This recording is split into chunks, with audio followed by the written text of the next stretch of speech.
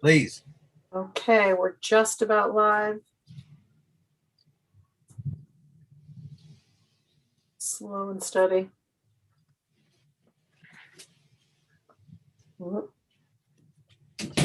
Okay. Okay, we're returned this morning, and I think we have some folks from AOT with us. I think we're going to talk about some of the issues we discussed yesterday, if I'm not mistaken. Is that correct? Good morning, Senator or Commissioner Flynn. Join us. Welcome. Good morning, Senator Mazzo. Yes. All right. Well, thank you very much. We appreciate the opportunity to be here. With me today is Joe Segali, and I believe possibly Kevin Marshy. I can't see all the attendees. Oh, yes. Thank you, Kevin. I'm going to ask Kevin and Joe to take the majority of this because Kevin, I believe, actually has the most extensive historical knowledge currently at the agency regarding the Woodstock issue. But I did listen to the testimony yesterday, and I wanted to just point out one thing. Liz, were you able to get my email that I just sent that had the map of the net? Yep. Could you just put that up, please, quickly? Yep. Here we go. Thank you very much. I just wanted to show you a map of the national highway system in the state of Vermont, because there was a comment yesterday in the testimony.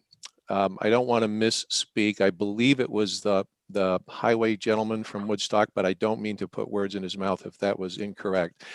But one of the witnesses from Woodstock made the comment that the state points trucks toward Woodstock, and Woodstock is US Route 4. And I just wanted to show you, this is a map of the national highway system routes in the state of Vermont. So it is a federally designated route. And it's just not, the point I'm making is the Agency of Transportation didn't frivolously come up with route numbers and what the map system looked like. And then that's the only point I wanted to make. Thank you very much, Liz. So I think really at this point, I would ask Joe and Kevin to take it, and then we just remain available for any questions or interactions that the committee may wish. Okay, for those just joining us, this is a continuation of our discussion yesterday about Woodstock. As you know, we had Woodstock folks on the agenda yesterday to talk about why the only town in Vermont that pretty selects what trucks go through their community. And it's been an issue for some time with all the communities in Vermont who have trucks going through their communities. They somehow have been singled out and only allow certain trucks, and they get picked up and fined. And so it's just a continuation of that discussion. And one of the issues that was brought up yesterday was the safety.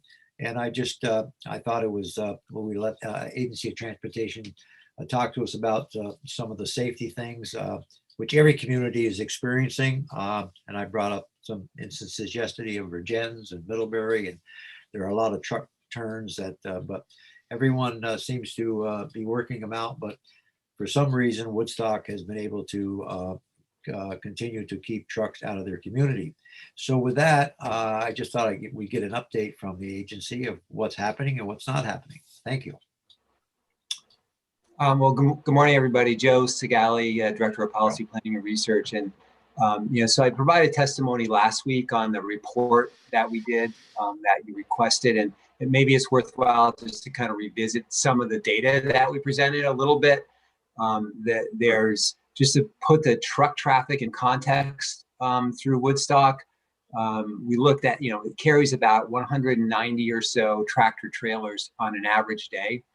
And I looked at other similar routes in Vermont, like Route 9, 103, Route 302, Route 2, Route 105, Route 7, Route 22A. And on average, when you look at the truck traffic on all those routes, they carry about 270 trucks per day. So there's not an extraordinary amount of truck traffic on Route 4, now. Some of the highest numbers, won't surprise you, like Shelburne on Route 7, they have about 630 tractor trailers a day. Virgins is another, hot spot, and they have 430 tractor trailers a day. So again, there's nothing super extraordinary about the amount of truck traffic on Route 4. We looked at the crashes along the corridor, and over 10 years, 2009, or let me think, 2010 to 2020, there were 30 crashes. And there was one fatality in that time, and that actually happened in Hartford. And a car went over the center line and went head on into a tractor trailer. And since then, we've installed centerline rumble stripes on that section of Route 4. There haven't been any other fatalities since. So most of the crashes are either property damage only or injuries. When we zoom in and look at Woodstock Village itself, there were 10 crashes in Woodstock Village. 3 of those crashes happened at that intersection, which it's the intersection with Heartland Hill, as it's the 90-degree intersection as you come into the village. That's where 3 of those, there were 3 crashes that happened, and they all involved the tractor trailer as it's heading westbound. It cut the corner, went over the curb, took out the sign to Maple Fields a couple times. I heard the chief testify. He said they got hit 7 or 8 times, but our data only shows it was hit twice, but we don't necessarily get all the reports. And the concern there is that in order to make the turn, the tractor trailers, without going over the curb, they have to go over the center line. And there were no crashes involving tractor trailers going over the center line. So while no doubt that that's happening, it seems to happen in a way, it's at a slower speed, and maybe people know about it, and so there hasn't been any related collisions.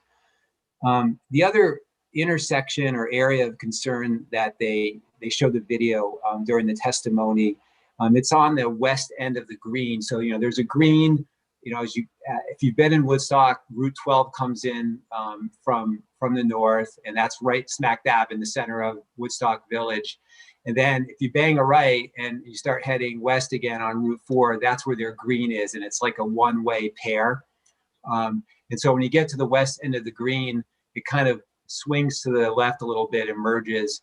And so they were concerned about that location, but we have no records that show there have been any crashes related to tractor trailers at that location. There's kind of we call it a gore, but it's like a big painted island, if you will. And so the tractor trailers can swing into that as they merge with the two-way traffic. So from then there were other crashes in the village related to tractor trailers here and there, but there's no pattern. We look for patterns when we do crash analyses because crashes kind of happen randomly for all kinds of reasons. And unless there's a pattern, you can't really make any conclusions about it. So the only place there was a distinguished pattern was at that Heartland Hill 90-degree intersection.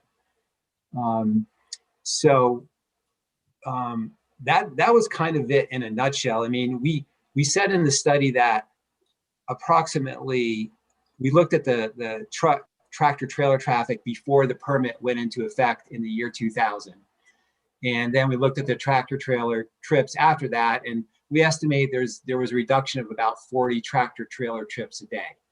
And so if the permit was repealed, we would expect to see about that order of magnitude of more truck trips on Route 4. So we're not looking at 1,000 new truck trips a day. We're not looking at even 100. We're looking at somewhere, 40 or 50 new truck trips a day. And of course, the downside is that those trips are now being diverted to other roads. Probably 103 to the south, and to the north, Route 107, and they're going through those trucks are going through other villages and activity areas along the way as well. And they're traveling further. So if they're traveling further, they're doing more damage overall to the state highway network and other local roads that they're traveling on. It's not a huge amount. We estimated the cost about $30,000 a year, in terms of bridge and pavement maintenance costs on the state highway system. And another $10,000 in these external costs like noise, pollution, things like that. The Senator Clarkson made the point that there's 30 million or so of taxes generated in Woodstock, which is, that's important to consider, but it's difficult to know whether or not if you added 40 more truck trips to Woodstock, if you would, what sort of financial impact that would have on the property taxes and other taxes generated in town. So that's kind of a synopsis of what we presented last time. I'll just say one more thing, and Kevin might want to add to this, is that just by luck, there happens to be a Class 1 town highway paving project that we have planned through Woodstock Village. So that's all. So all of Route 4 through Woodstock Village is a Class 1 town highway. It's owned by the town. And so we do have a Class 1 paving project scheduled for this next construction season. And we think, we want to take a look at the intersection, that right turn, that 90-degree intersection, and see if there's maybe some changes we can make and incorporate into that project to try to, mitigate that particular issue. We have limitations because on these projects, you can't go out of the right of way because that just slows everything down. But there might be some wiggle room around that corner, and maybe we can make some changes with lines and signs and sort of help relieve the pressure a little bit at that spot. So they have, communities have a right to impose, if it's a Class 1 road, they can impose any restrictions they want. I mean, it kind of strange that why can Woodstock do it? And like Virgins would be a perfect example. If they did it, could they do it also? Not without statute. Right. I mean, Woodstock is they're charging a fine to violate a permit which is required in statute. Okay. And a permit, I believe, Question one. if I may, Yeah, go right ahead, Joe. but and correct me if I'm wrong, but a permit that comes at no cost. So they require a permit.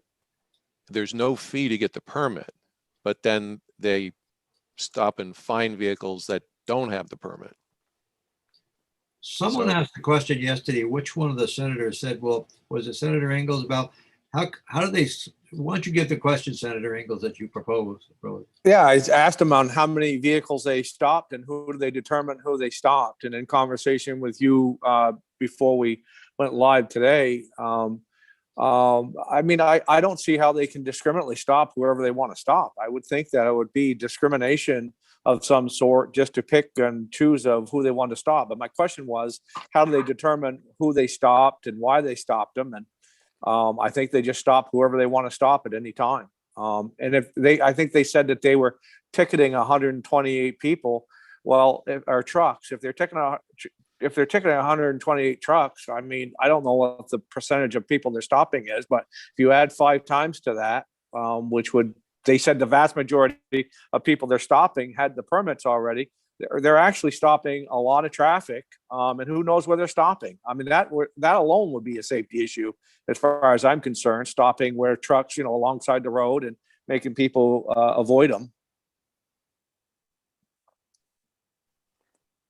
I would think they did say they know which trucking companies secure the permits. So I suspect they target those that they feel probably that they know they don't already know have permits on board. I imagine that's who they target, Senator Ingalls, just a hunch. But if they know that, for example, Bellavance Trucking has already done this, or we heard from, who does all the sand delivery? Barrett. Barrett. They know the big. But that's Vermont people. I'm talking about. No, I know. Yeah. So I suspect that it means that our out-of-state truckers are quite vulnerable to being stopped. It's just so different to have one community out of all the state of Vermont make it a policy to put this hardship on trucks, and I just can't figure it out. But that's why we want to have this hearing to get it all ironed out. Could I ask a question? Right So one of the things was obviously the wear and tear on the road, and you said this section of Route 4 is the responsibility of the town, but you also said, I think Kevin was going to talk about that, in fact, AOT is financing the repaving of the section, and that we could improve that that sharp turn. The question I had is, can it be dealt with? And you had mentioned signage. Are we talking about something as simple as stop signs? So my question is, what are you planning to do in terms of improving the surface of that section through the village? Good morning. This is Kevin Marshy. I'm the interim director of the Asset Management Bureau.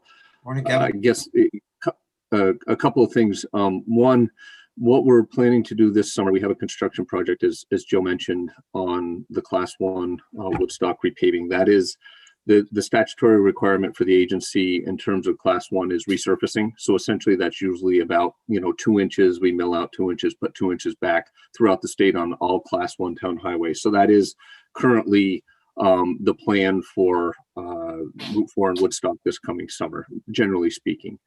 In terms of treatments that are being considered as part of this project to improve the truck turning, there are not any new improvements, because obviously this is a topic that we're debating today. I guess what we are saying is, if this does change, if this restriction is lifted, we stand ready to work with the town of Woodstock to look at the improvements that could be made at these intersections.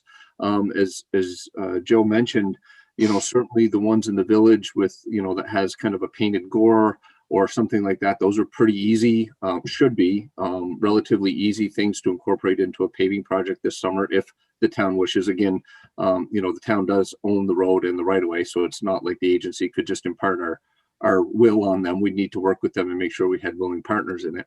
And then the intersection that was mentioned at Heartland Hill, that one is a little bit trickier. That is a 90-degree turn right there by the maple fields.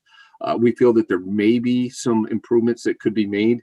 I think the key, and I was not part of the hearing yesterday, but over the years, I've heard, one of the key issues there is just the potential for encroachment of a truck coming around that sharp turn. They encroach over the center line. I do believe that there may be some things that we could do, and Senator Kitchell, as you mentioned, could it be stop controlled, or could we change some of the pavement markings or something like that? Those are things that we would look into, working with the town of Woodstock, and be willing to incorporate those types of things into the project this summer. If it does take something beyond that, and in some cases around the state, we've run into these issues where sometimes you do have to shave a little bit off the curb line and widen the road a little bit one way or another.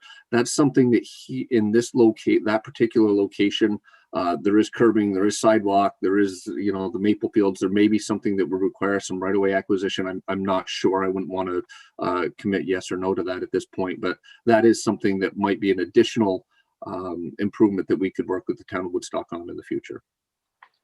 Hopefully that answered your questions. Okay. Questions? Well, I just think it's something we've got to get language, and I'm going to suggest that we put some language and make some progress on this. We've talked about it for so long, and it just doesn't. We saw the videos yesterday. It's not any different than hundreds of other towns in the state of Vermont, and why that one was singled out, and it's just not fair. I mean, that certain town can have the restrictions, and it's not, and they put the traffic on another highway, and they can exclude trucks. And I don't, like I said, when someone just brought up the Virgins, 430 a day go through Virgins. That's fantastic. I mean, that's utterly, that's right on Main Street, right there on the hill. And there's nothing they're not asking for. I'm sure they would like less traffic through Virgins. They've talked about it because we've been talking about a bypass in Virgins for some years, but it's a very costly project. And but there's a lot of traffic on 22A. I would like, I'm speaking for myself at this point, I would like to make some progress on this, and I'm determined to do something, because I don't think this should be allowed. I think it should be, and if we can work with the town in good faith, and I think we can get this thing resolved, because the testimony we heard yesterday is about the financial advantages of the revenues. That can be made by any community. That can be made by any small community or large community, whether it's Chittenden County or whether it's Rutland or whether it's Northeast Kingdom. But we have truck traffic and we're going to live with it. And I think truckers as a whole, when they talk about the 53-foot trailer, the 48, they're the same over length basically. They got the axle design for the weight, and the weight is 80,000 pounds, regardless where they are. They're 80,000 pounds, unless they get a special permit. And so there's so many restrictions and laws, and I just feel bad for other communities who don't have this. And I also feel bad for the truckers who come from California, Arizona, or wherever, do not know anything about this. And the point was made yesterday, when they get there, they can't turn around. There's no place to turn around. And they got to pay a $400 fine. I mean, that is, to me, it's just perfectly ridiculous. Talk about anti-business. Trucks move commodities, and they've got to be existing in Vermont. And I just never could accept the fact that we're allowing this to happen. And Well, it seems like the overall intent is to make it a deterrent to use Route 4. That's what it is, to, promote the redirection. But from our perspective, the question then becomes one of what is the policy basis that would justify the continuation of this treatment, and what is unique here that is not any different than many of the other very beautiful towns. And further south, I know we talk about Bridgends, but I think Brandon is certainly a beautiful village, and Route 7 goes through many of those larger size villages that do have, and I guess probably Route 7 through Middlebury to some extent, right? it is. Oh, Middlebury has a sharp turn. Yeah. Going. So, and when you look at certainly Middlebury as a village and a campus and an economic engine, which is the term we hear all the time, it seems hard to say that there's I clearly identify what is unique and sets apart to justify this particular very singular policy. Yes, Senator Chittenden. So I understand the Maple Fields is probably owned by Skip Valley. And this is a new guy question, but have we engaged with Skip and asked if he wants to talk about how he with that being the property owner with the most impact on this awkward corner? You give him a right turn lane into his business, Senator Chittenden. Let's talk about that, but I'm sure you're already doing that. That's the same one on exit 16. He's a South Burlington resident, reasonable guy. I just don't know if we've engaged with him on this at all. Could you help us out on exit 16, Senator Chittenden? I'll do my best. We won't go any further on that one. Okay. So what is everyone's thoughts here? We want some language that we can incorporate in the AOT bill, or we want to put some language along with what we want to work with the town, but on the other hand, we're going to make some changes. So I'm looking for advice here. Yes, Senator Perchley. I did check with Anthea, and she does have the language that, because I had forgotten that we had asked her to draft the language. Oh, she's got some language. Okay. And it's pretty simple. It's just a striking of the one line exemption that.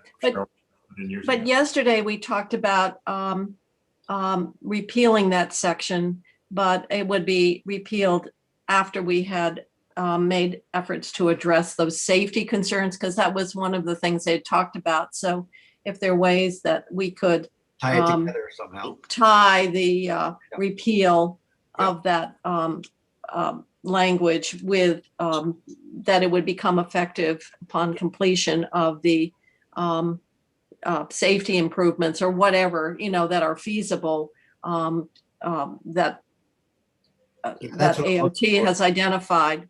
Something minor. We can't build an all new highway, but is there something that we could work with just to get this thing off a dime, because we're never going to make progress unless we take a stand.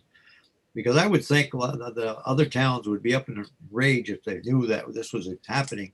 I think some don't know about it, and they would say, "Why them and not me?" And they would be right. I mean, they would be justified in thinking that way. And I just think it's something that they've held kind of a secret, and they get away with it, and it's working for them. But in fairness to everybody, I don't know of a town in Vermont that doesn't have some little instance that they could justify keeping truck traffic, if they had to, out of their community to large extents. But some have no bothers. Naturally, the truck traffic is only on major corridors, and basically, but they make deliveries in smaller places. But I don't know, but I would like to see some sort of language put together that we could review, that would try to work towards a result that we can live with. And so I want to hear from you folks, and if you got some comments with AOT, if you got some suggestions of what we could do for some language, we'd be glad to consider them and view them, and take it up for a vote and consideration. Yes, Senator Perchlik. It sounds to me that if AOT is willing, if the secretary is willing to work with NT on, adding that language. My guess, if we asked NT to do it, she would just have to go to AOT and try to figure out how to word that, because it seems a little bit unusual. But if AOT could figure out that additional language to add, I think that's a good idea. If I may. Yes, Senator Chittenden. I'll really real quick. I completely agree, Senator Maus. It seems like we're frustrating traffic when we should be managing it. So we should do something on this, and I'd love to see some language. Joe, would you have some comments, please? Thank you very much. I'm certainly, the agency is more than willing to help explain what the project is that we have, and if adding any of that language to something you're considering is helpful. I mean, that's what we're here for.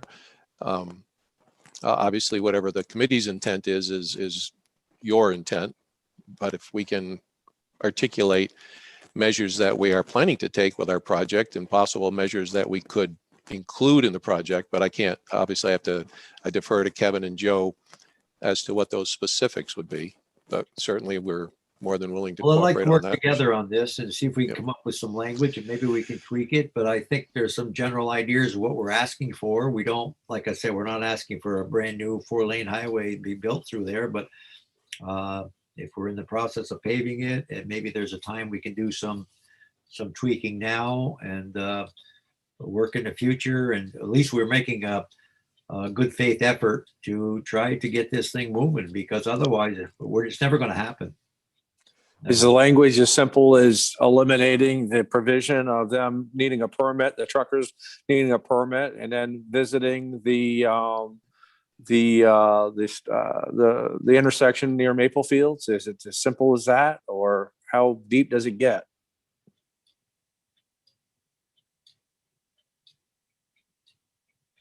Who can answer the permitting? That's DMV. Yes, Joe. Well, I think, just as it relates to improvements at the intersection, I think we want to be clear. It's what we can accomplish within the Class 1 paving project. Yeah, because you can't buy right-of-ways. You'll never get right-of-ways bought. As you know, Exit 16, we've been trying for 20 years. And Right. You're right. It's got to come within the right-of-way that we're talking about now. Right. But I don't know about permits. The question was asked about permits. I don't know who has that jurisdiction. Who?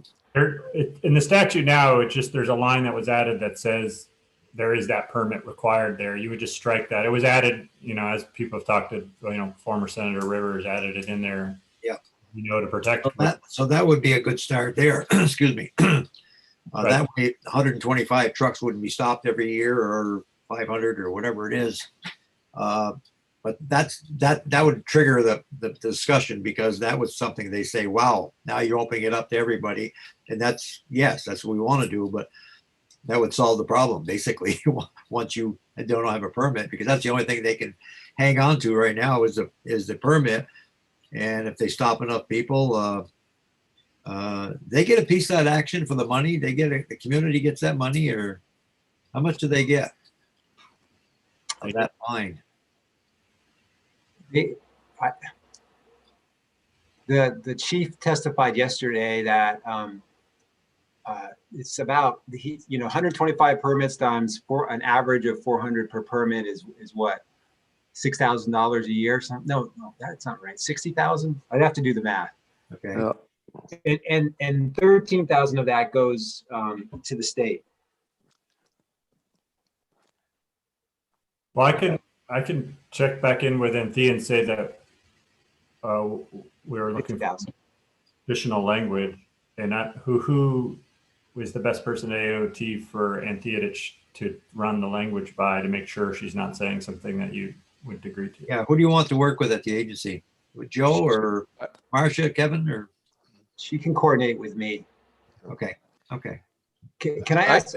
Well, I have one question. Sorry, Joe. Go right ahead. No, go ahead. I have one question, and I'm wondering, does the commitment about the intersection need to be in statute, or is that something that we could just deal with separately as, a letter from the secretary or something that, we're committed to working with the Yeah, town? I think a letter is better than statute in Yeah. that particular case. Don't you? What's Yeah. the committee feel? Yeah, I feel Yeah. that if we strike out what the problem is and what we're identifying and Good let faith. them, and let them come back to us to yeah. see what's going to make them happy, because I think they're all over the place. At the end of the day, I think it's really is about stopping the trucks going through there. And I think if we address something that isn't there, let them come back with us and have them tell us what's important to them. The issue yesterday was about cement highways and deterioration was solved. That's another issue. That's got nothing to do with us. That's, cement highways were on Shelburne Road for many years until they got rid of them. It's on every road in Vermont. Yeah, that's right. So that wasn't very informational yesterday in my part, because I don't know why they use that for an example. 80,000-pound truck is an 80,000-pound truck, regardless if they drive here, there, or anywhere. And like I said, that unless you with a special permit. Yes, Jane. So I'm not very sure where we're leaving this. Are we just simply going in and deleting? We had or repealing, because we had talked about something about being effective once. I want to put a date on it. Effective. Yes. Well, I do, but effective upon completion of feasible safety improvements or something like that, and let it go. I mean, we could just repeal the question. Then somebody said, should we put anything in statute? And the answer was no.